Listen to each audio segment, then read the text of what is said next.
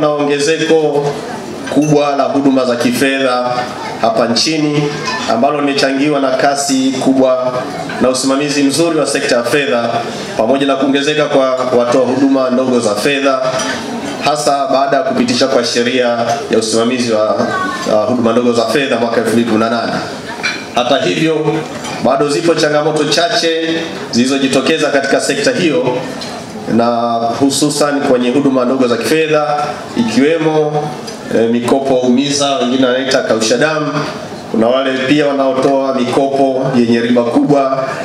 na wengine wanatoa huduma za kifedha zisizokuwa na leseni, na wengine walikuwa wakitoa huduma hizo kwenye mitandao, ikiwemo pamoja na utapeli uliofanyika kwenye mifumo au shughuli za upatu. Wanatoa wito kwa wananchi wote kujiepusha na shughuli za upatu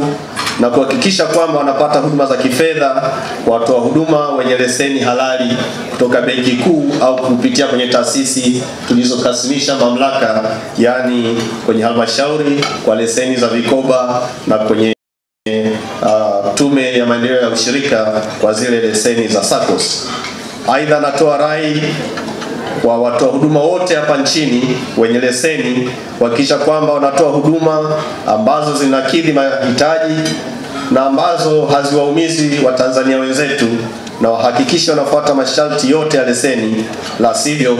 Benki Kuu inaweza ikafuta leseni hizo na kuwachukulia hatua kali za kisheria.